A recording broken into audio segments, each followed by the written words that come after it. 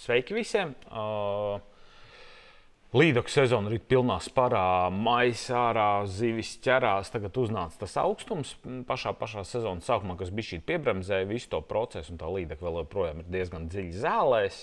Līdz ar to mēs viņu tur arī meklējam un tur arī ķeram, un kuru efektīvāks veids, kā sava mura zālēs. Bet ar savu muru ir viens baigais āķis. Viņi ir pareizi jāpāķo, tad vārdu spēle.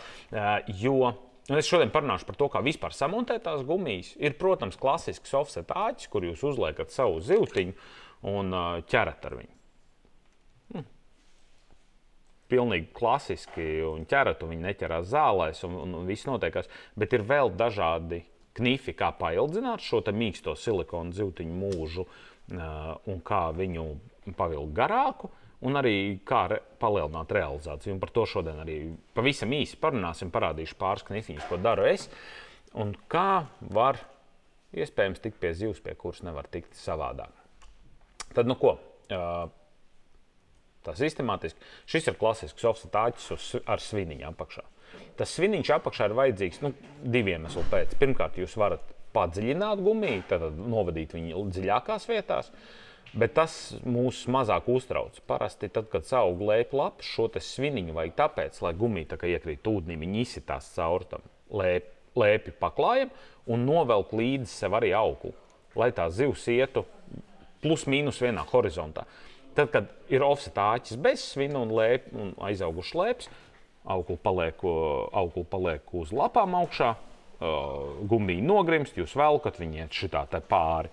Protams, kaut kādas sopas tur izspiest var, bet šādā veidā viņu vadot, viņi vairāk ir ūdenī, un līdz ar to iespēja, ka jums būs sopa ir daudz lielāka, līdakai ir iespēja arī viņai pasakot un tā tālāk. Tā kā atkarībā šos te svariņus mēs izvēlamies no tā, kāds ir aizaugums un vai viņš vispār ir iezāļi, nav un vienkārši vēl ir vecie meldri un vēl lapas nav pacēlušās, kā tas bija pašā sezonas sākumā, vismaz Pierīgā. Mēs mierīgi varam strādāt uz offset āķa bez, te ir kādi jārekur vienkārši offset āķis, bez jebkāda svina. Vienkārši brīvi ļaujam gumijai spēlēt un viņu daudz lēnāk varam vadīt, jo viņi nav ar svaru, viņi negrims tik ātri un lielāk atkal varam ilgāk noturēt viņu zivī priekšā. Viena lieta, ko man patīk darīt pavasarī un kam es pievēršu uzmanību, es izvēlos offset āķus ar šādu te rotiņu lapu apakšā. Ko tā lapa dod? Tā lapa saulē, jebkādā gaismā atspīd un iedod papildus to flash efektu, piesaistot līdakas uzmanību no lielāka attāluma. Šis reāli strādā un it īpaši pavasaros šis ļoti labi strādā. Bet jūs man teiksiet, diemžēl, ne visa izmēra gumijām var dabūt rotiņu lapas. Tagad es jums parādīšu, kā var jebkuram offset āķim pielikt dažādas formas un krāsas rotiņu lapas un sakombinēt savu to ideālo gumiju. Šis āķis arī ir paštaisīts, viņš nav rūpnieciski ražots. Pastāstīšu, kas jums ir vajadzīgs, lai tādu uztaisītu. Tātad, kas jums ir nepieciešams, lai to izdarītu? Tātad, pirmkārt ir vajadzīgs offset āķis. Es paņemšu kaut kādu dekoju magnumu. Šis ir 6.0 āķis, tātad lielākām jau zivtiņām. Paņemsim šo te āķi.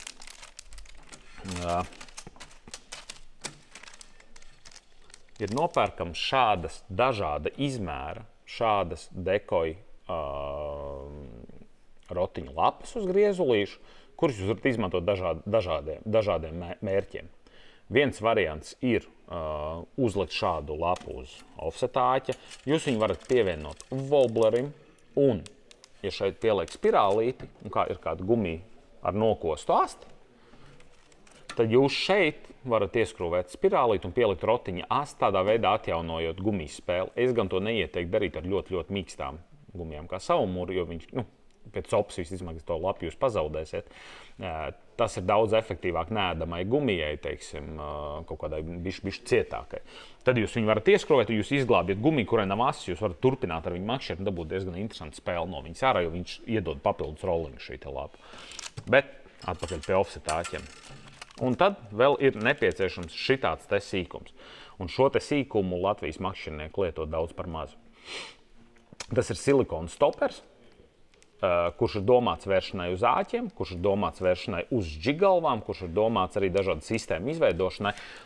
Tie iepakojumā ir ļoti daudz, viņi izvēlamies izmēru, tur ir L izmērs un M izmērs, tad atkarībā no āķa stieples resnuma. Līdakām es lietoju L izmēru, pa lielam visiem āķiem viņš ļoti labi der. Tātad paņemam vienu, tad mums kopā vajadzēs 2 tos silikona stoperus.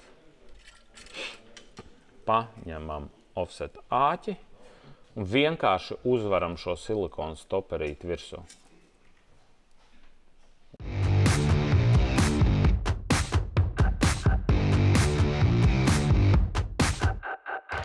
Lūk, silikonu stoperīts ir vietā.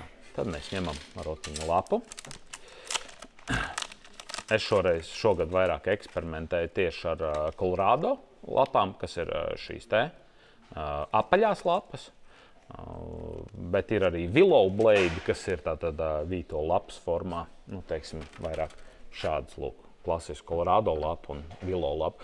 Colorado lapa spēlē pie lēnākas spēles, viņai ir lielāks laukums, viņa ātrāk sāk kustēties, tā kā, ja jūs vienkārši gribat strādāt ar kaut kādu stop and go un ļaut gumijai krist, tad šīs lapiņas spēlēs labāk. Ja vadīšanas temps ir ātrs, tad labāk Willow Blade, kurš spēlēs pie lielākas spēles, bet turpinās spēlēt arī pie ļoti liela ātruma. Nu, tas tāds mazais knifiņš. Uzvaram uz rota virsū. Uzvelkam uz āķa virsū šo te rotu un vēl vienu silikonu kembriku, ar ko mēs nofiksējam, lai tā lapiņa ir. Tātad šeit, līdz galam viņu saspiest nevajag. Lūk, šāds ir variants. Tātad, kas notiek? Nākamais, ko jūs varat darīt šeit, jūs varat spēlēties ar šo lapiņas novietojumu, jo šī visa sistēma brīvi kustās par visu āķi, kur vien jūs gribat. Attiecīgi, tā lapiņa ir arī svars, un viņa arī ietekmēs to, kā grimst gumija. Tad, attiecīgi, noliekot lapiņu vairāk pa centru, jūs dabūsiet taisnāku grimšanu, lēnāku grimšanu, noliekot viņu vairāk aizmugurē, viņi vairāk tur gāzelēsies un spēlēs savādāk. Ar to arī var paspēlēties. Tāpat lapiņa šādi, ja jūs noliksiet no ūdens pretestības, viņi spēlēs šādā platnē. Turpretī šeit, kur viņi jau būs uz līkuma, teiksim, āķim, šādi viņi spēlēs vairāk šādā platnē. Nu, kā ir labāk diena no dienas atšķirās, bet šādi to dara. Ko mēs tagad darām ar šo te sistēmu? Mēs varam paņemt un uzmontēt gumiju. Tad mums ir spirālīte, kur ieskrūvējam galvā.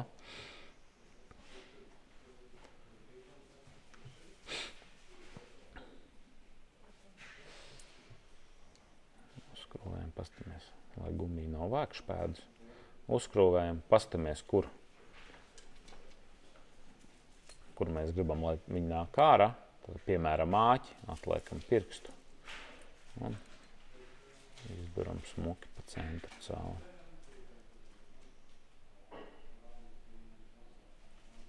Lūdzu. Gumija ir gatava. Tad āķis ir nosakts. Un tajā pašā, ja mēs gribam ļoti dziļās zālēs, tad es parasti aizkabinu āķi šādi te.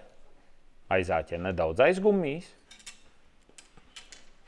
Tādā veidā tad, viņš ir pavisam drošs. Vienkārši jāatceras, ka jāpiecērt ir bišķi niknāk. Ja vieta nav tik zāļaina, mēs viņu droši varam atstāt šādi. Kam mēs vēl varam izmantot šo te kembriku? Ar vai bez rotiņa lapas mēs viņu varam izmantot, lai piespiestu gumiju pie offseta āķa šādi te.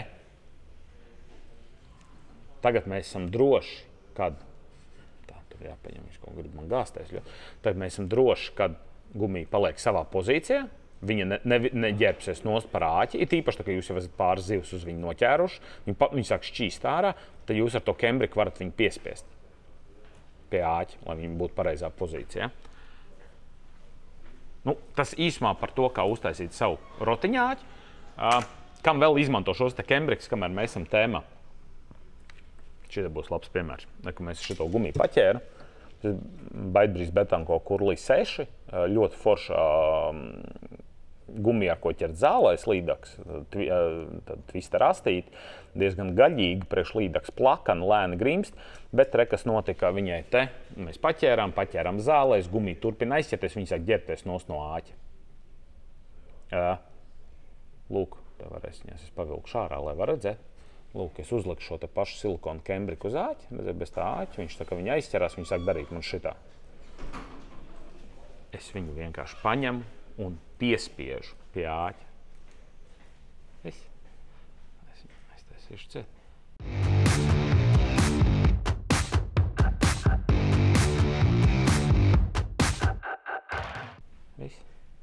Viņi nevelkās vairāk nost. Un līdz ar to viņi kalpos daudz ilgāk, un viņiem būs daudz garāks, tā kā tas mūžs. Tam vēl varam izmantot šos te kembrikus. Tāpat tās gatavajiem āķiem, šie ir, nav rūpnieciskais, tas arī nav, šitas ir BKK Titan driveram, tas, kas ir āķis jau ar sviniņu un ar šo te lapu jau aprīkots, var gatavu nopērkams. Viņam jau nāk šāds kembriks, jau uzvērts uz āķi, un viņš ir domāts tieši tāpēc, lai jūs piespiestu gumiju šai pozīcijā. Āķis ir brīvs, viņš nav iedurts gumijā, bet viņš perfekti stāv. Galvenais, ka jūs to izmantojat, šo kembriku, ir jāatcerās tas, šo kembriku vislabāk un efektīvāk būs izmantot tieši uz ēdamgumijām, uz mīkstām gumijām, un piecērtot ir jāpiecērt kārtīgi.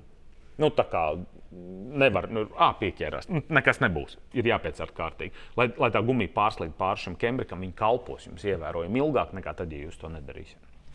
Tas ir par šiem te offsetāķiem ar skrūvītēm, ar spirālēm galā. Bet ir vēl viens veids, kā mēs mēdzam ķert. Mēs mēdzam ķert ar klasiskiem offsetāķiem. Nav mums pieejama ar skrūvējumu, mēs ķeram ar klasiskam, mēs piemēram šeit priekšā liekam čeburašku, vienalga kaut kādu atsvariņu, ir kaut kāda iemesla, kāpēc mēs izvēlamies šos āķus. Un kas notiek ar gumijām, un te laikam ir izlasīts jau tādas dzīvās gumijas, viņām saplīst šī vieta. Viņam saplīst šis zots, ja tā varētu teikt, gumijai, kur tas āķis iet cauri, viņa ir diezgan liela slodze, zāles, viņa daudz visu laiku, un viņš te lēnām saplīst. Kā to novērst? Man lielākajā daļā gumija jau viņi ir saskrūvēti, bet pamēģināsim, ieliksim, vienalga, ieliksim šajā. Ir šāds te wormholders. Arī dekojam pieejams. Plāna stieplīte, kuru cilvēki, diemžēl, nezin, kā izmantot. Es piemēram visos keitečos savos, visās savumurās, visās mīkstajās gumijās skrūvēju viņu iekšā. Un ko tas dod? Un jās pastāstīšu, un kā viņu pareizāk lietot. Tātad taisam vaļā. Sameklējam, un te bija kaut kāds, man liekas, ka iesākts viens. Vai arī nebija iesākts, labi, nav tik būtiski. Mazais bija. Viņi arī pieejami divos izmēros, tad ir L izmērs un ir M izmērs. Atkarībā izvēlamies viņu atkarībā no gumijas lielumu. Teiksim, līdz 5 solām mēs to šankas skrūvēt labāk M izmēru iekšā. Tā, te man bija tas pareizais. Šeit jau ir tāds iesākts, man tad ko mēs darām? Mēs viņu noliekam gumijai te galvā un vienkārši ieskrūvējam viņai degunā. Pilnīgi pietiek 2-3 apgriezieni. 1, teiksim, 2, pietiks. Parastākās, šķernieku knaiblītes, parastās šķerītes, kuram ir nogriežamā daļa, mēs šo te plāno drātiņu varam vienkārši nogriezt. Mēs viņu nogriežam, un tagad mums šeit iekšā ir metāla stieplīte ieskrūvēt gumijā. Tagad mēs varam paņemt visu parastāko offsetāķi.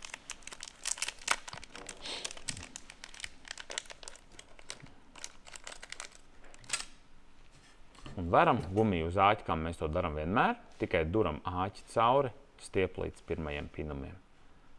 Atrodam, kur viņi te ir, sajūtam viņus. Izgāja cauri. Perfekti. Šitā. Atkal, piemēram, kur āķītis nāks gumijai ārā.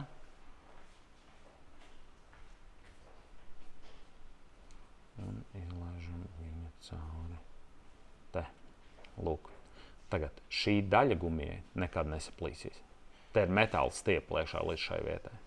Tad viņai ir jānoplīst pilnībā nost, Viņi perfekti turēsies un kalpos atkal daudz ilgāk, ir īpaši ķerot sarežģītos apstākļos, tur pa zālēm un tā tālāk.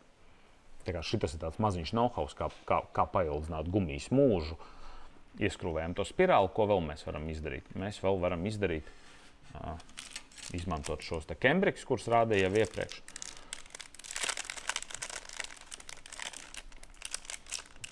Un uzlikt viņu uz āķa, pirms mēs liekam gumiju. Tādā veidā,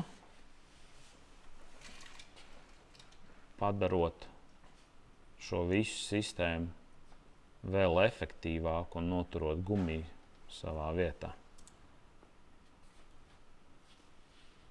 Šādi un šādi. Un tagad gumija ir piespiesta, āķis tai pašā laikā ir brīvs. Un jāpiecer tā, lai tas Cambriks iziet gumijai cauri. Kaut kad viņš viņu, protams, saplēsīs, bet tas būs pēc tam jau, ka mēs būsim labi paģēruši. Lūk, šāds montāžas variants.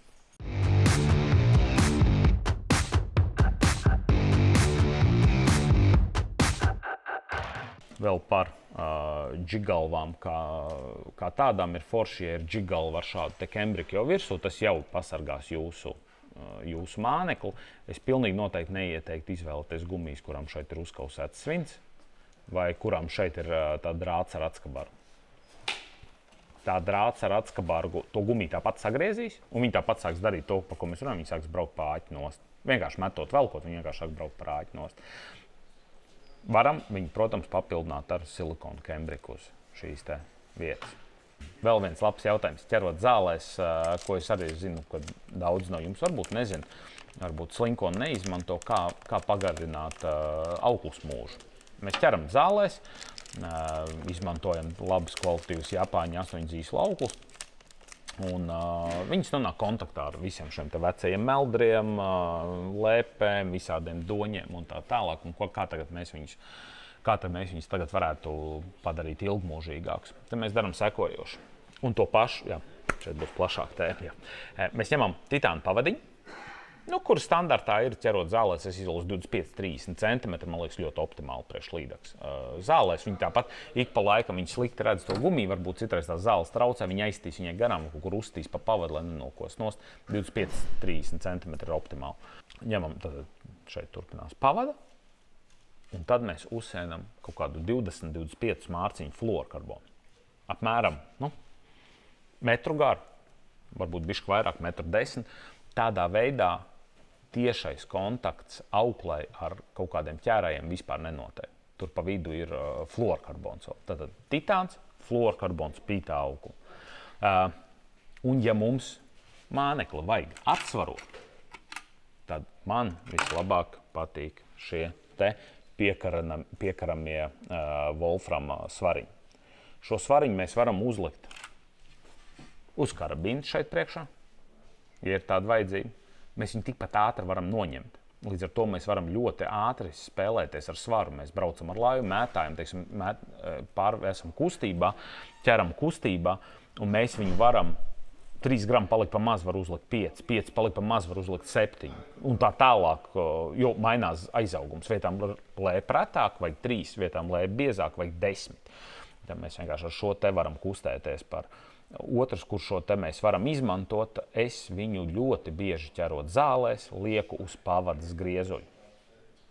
Tādā veidā dabūnu no tāda jocīga downshot sistēma, ka šis svariņš grimst pirmais, bet gumija ir bez. Šis nav labs piemērs. Gumija ir offsets bez svara. Šo mēs izstam cauri zālē, gumija krīt daudz lēnāk. Un tā mēs viņu varam kustināt visu laiku. Mums nav tas tiešais, ka viņa nokrit uz grunts ļoti lielā seklumā. Šis ir, manuprāt, way to go.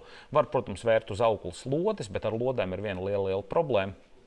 Ja mēs uzvaram kaut kādas Teksas Karolīnas lodes aiz titāna, mums veidojās situācija, kad mēs esam piesieti vienam svaram. Ja mēs uzvērām no rīta 3, ja mēs gribam uzlikt 5, mums ir jānogriež sistēma un jāpārsēnās.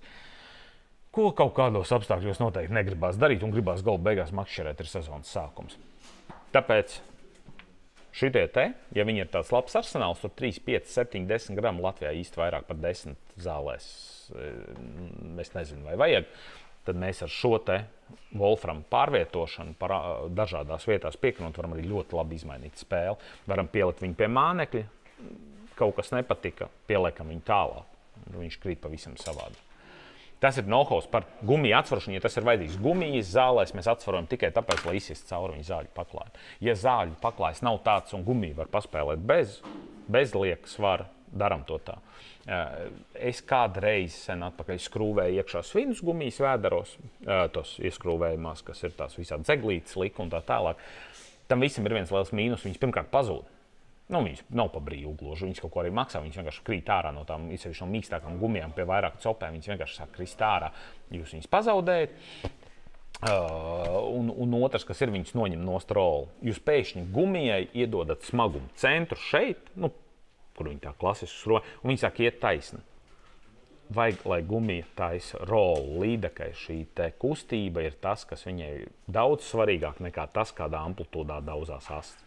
Protams, tur ir komplekss lietas, bet, ja viņi vienkārši rolos un asti nekustēsies, tad arī laikam īsti riktīgi nebūs. Bet, manuprāt, rols ir daudz svarīgāks par to, kā spēlē plika asti. Tāpēc izvēlamies atbilstošu izsvarošanu. Īsumā laikam es pastāstīju visu, ko es gribēju pastāstīt, un padalījos ar visu, ko es gribēju padalīties. Ja jums rodās vēl kādi jautājumi, welcome zem šī video liekam komentārus, jautājam, mēģināšu atbildēt, vēl varbūt kaut ko palaidu garām. Starp citu, vēlreiz aicinu reģistrēties mūsu mājaslapā. Reģistrētie lietotājiem vakar bija patīkams pārsteigums uz savu murzgumijām, uz īpašiem piedāvājumiem un īpašām cenām. Tā kā sezonai ļoti aktuāla gumija, izmantojam iespēju iegādāties viņu lētā. Un tiekamies uz ūdeņiem. Droši uzdodiet mums jautājumus, mēģināsim palīdzēt, izstāstīt, parādīt. Un, ķeram zivis. Līdaka sezona ir pilnā sparā.